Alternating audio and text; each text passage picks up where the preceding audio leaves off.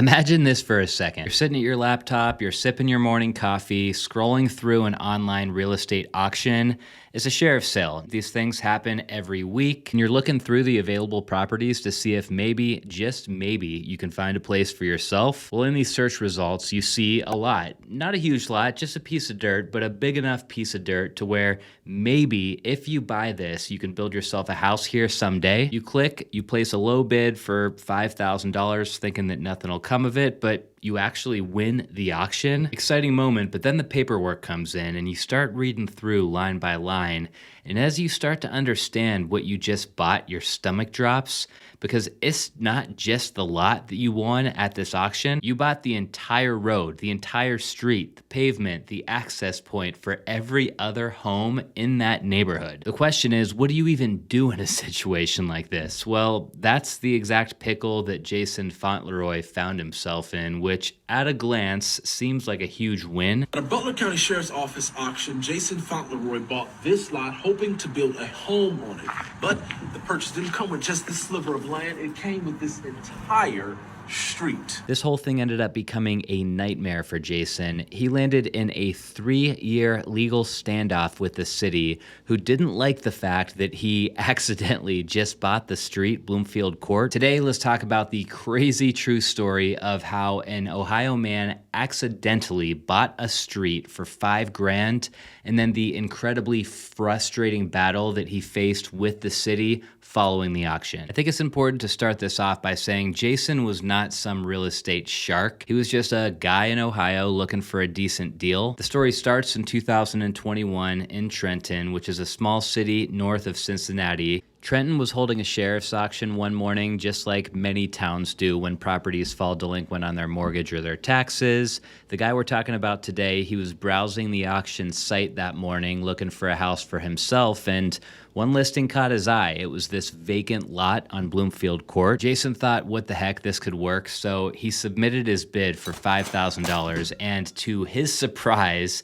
not long after that, he received the notification that he was the winning bidder. A few days later, as more details surfaced on what he just purchased, and after reviewing the legal description, he realized this wasn't just the lot. He actually had bought the lot that he was looking at and the street. The thing is, Bloomfield Court was not a public street. It was not a city-owned street. So somehow, with the lot that Jason bought, the street also got bundled up in the auction, and nobody who was running the auction seemed to notice. This neighborhood was originally broken up into 9 individual lots. You can see them all separated here in yellow.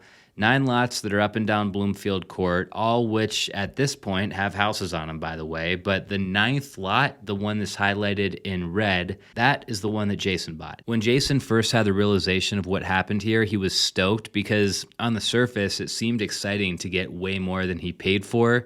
It felt like he got an entire street for free, and there must be something good that could come out of that. Of course, there was a catch, though, because he now owned a street, and this was not a street that he could build on or develop. This was a street that provided access to all of those other people in the neighborhood. So in reality, the street that he now owned was actually worthless, or possibly even worse than worthless. It was possible that the street was actually going to be a liability for him, because the thing is, private streets mean private responsibility. There's snow plowing, asphalt repair, liability if someone slips, crashes, or gets hurt.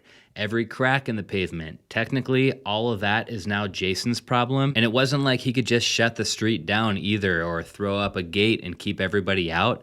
People already lived there. Their driveways opened up directly onto his road. The thing is, though, Jason did not see the liability here yet. He thought that he owned something of value. So in his mind, he's like, okay, I paid $5,000 for my lot. That's great. But now I've got this street that I can potentially sell off to somebody else like the city. And who knows, maybe this street is worth $50,000. Maybe it's worth $100,000. That wasn't completely unreasonable to think either, because raw land in this area appears to be going for about $80,000 per acre. Over the next couple of years, Jason tried to figure out his options here. Could he ever possibly build on part of this street? Could he ever resell it? Was this road actually worth anything? As he was trying to figure all this stuff out, the unexpected happened and things were about to get a lot messier for Jason. In 2024, Trenton's city government finally decided to step in and help deal with this mess. They actually filed for eminent domain. For anybody not super familiar with this process, eminent domain allows the government to take private property away from private property owners if it's needed for public use. We're talking highways, schools, utilities. A lot of these types of projects are built with land that was seized under eminent domain. The good news for Jason, though, was that there is one catch with eminent domain that favors the property owner. The Fifth Amendment of the Constitution says that the government must provide just compensation. In other words, if they do take your property, they've got to pay you fair market value for it. So the city hires an appraiser, of course, and the appraiser comes out, they do a report, they send that report over to Jason with a $5,000 value, but Jason notices that the report is missing something very critical, okay? The report acknowledges that this $5,000 value is attached to the little lot that Jason bought. It does not acknowledge the Bloomfield Court part of the property, the exact part of the property that the city is trying to take back. At this point, Jason starts calling the city manager, he's calling attorneys, he's trying to get in touch with anybody that he could find that might be willing to help him with his case, and one by one, the calls all went nowhere. They block my calls. It's hard to even get through to anybody. I have mixed feelings about this entire story, and the internet does too. We'll get into the Reddit comments here in a minute, but I will just say that I think the city handled things pretty poorly here. The least they could do would have been to answer Jason's calls and just explain to him exactly what was happening and why it was happening. Jason made it clear to reporters that he wasn't trying to be unreasonable, and I believe it. It's not like he was holding out for millions or something. He just wanted a fair appraisal, an acknowledgement that what he owned was more than just the lot that he thought that he bought. The city instead seemed to be taking the approach that maybe this was just a clerical error. Maybe Jason never should have been allowed to buy the street in the first place. Maybe this was related to some old defunct HOA issue. So yeah, the city might have been trying to play a bit of hardball here, but none of that erased the fact that Jason still at this point on paper owned Bloomfield Court. A Reddit thread on this story went viral a few months back titled, "He bought an entire street, now Trenton wants it back, but the owner says they aren't paying its worth." This thread racked up hundreds of comments, with one of the top commenters asking why it is a problem if the city takes the road back. It's not like they're taking his street and giving it to a developer.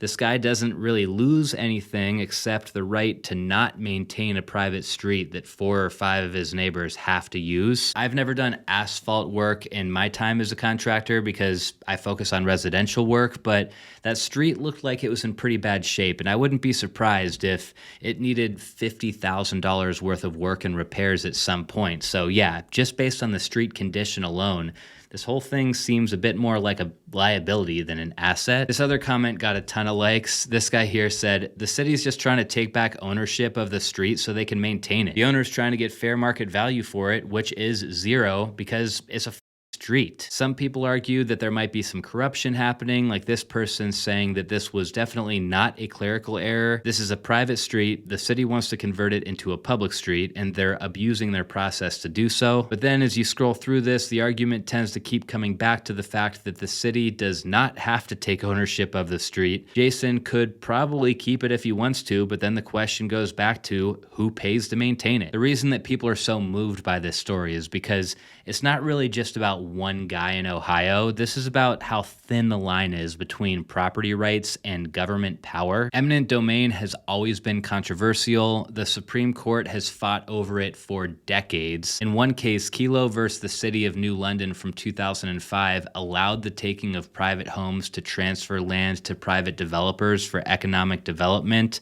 which was a very controversial decision and led to pushbacks in a bunch of states. That same year, there was a case, Norwood versus Horney in Ohio, where the Ohio Supreme Court unanimously ruled that taking homes for economic development violated the Ohio Constitution. Jason's case isn't as flashy, but the principle remains the same, and I don't think that the government is lowballing him necessarily, but they should not be ignoring him if they're trying to take away property from him that he does in fact legally own. For Jason, this has been 3 years of stress, paperwork, and legal bills, and I couldn't find any record that this case was closed out, but I did notice on Zillow that in October of 2024, there's this transaction recorded for $1,000 on Bloomfield Court. Then if you look at the price history, this same property shows a $5,000 sale happening in 2021, the same year that Jason got into this mess. My guess is that the news isn't reporting on it yet, but I think Jason bought a lot for $5,000 in 2021.